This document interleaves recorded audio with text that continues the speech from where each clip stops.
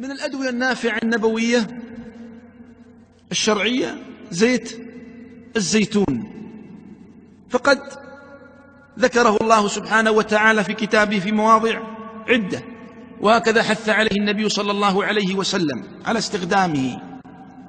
زيت الزيتون أيها الإخوة زيت شجرة مباركة عظيمة النفع قوية التأثير، كثير من الناس يتساهل في شأنها.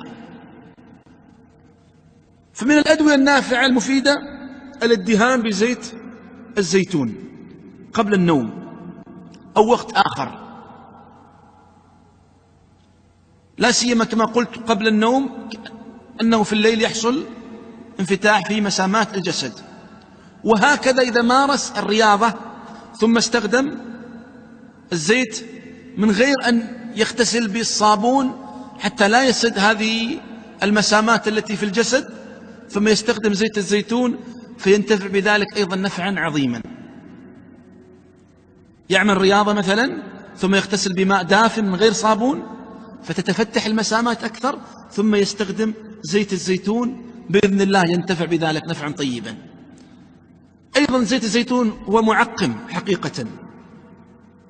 زيت الزيتون لو يأخذه الإنسان يتناوله ويشربه على الريق يوميا 3 ملاعق في الصباح مثلا، وهكذا قبل الغداء وقبل العشاء، وهكذا يأتي بزيت الزيتون ويضع على الرز مثلا ويضع على السلطة، فيكثر من شرب هذا الزيت بإذن الله سبحانه وتعالى. هذا الجسد مع الوقت يتطهر من أثر السحر ومن أثر العين ومن أثر الحسد، وهو متعب ومهلك للشياطين. زيت الزيتون مهلك ومتعب للشياطين. ولا بأس أيضا أن يستخدم كعملية تنظيف للمعدة، لا يكثر الإنسان منه، لكن لو أنه أخذ في الأسبوع مرة مثلا المصاب بسحر يشرب نصف كأس نصف جلاس أو قدر هذا المقدار، يشرب بزيت الزيتون، ثم بإذن الله سبحانه وتعالى يحصل به تنظيف للمعدة. أو أنه يشرب هذا الزيت كأس كأسين ثم يستفرغ فيسحب معه مادة السحر أثناء الاستفراغ. لكن إذا كان السحر قوي في المعدة فإن هذه الطريقة لا تنفع، يعني أنه يشرب ويستفرغ إنما يتعب المريض.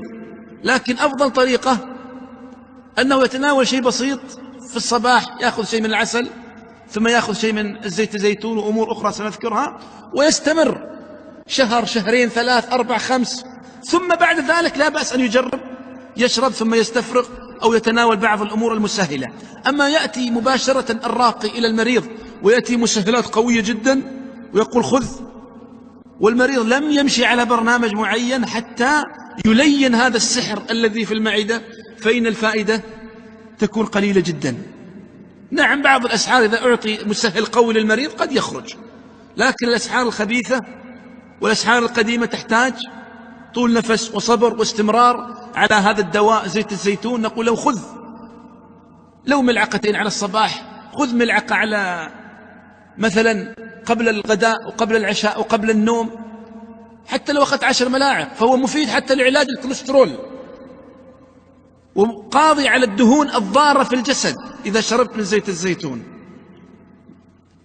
بخلاف الزيوت الأخرى. هذا زيت الزيتون قاضي على الدهون الضارة في الجسد. فأكثر من شربه وأكثر من الادهان به، فبإذن الله سبحانه وتعالى تحصل الفائدة الطيبة النافعة.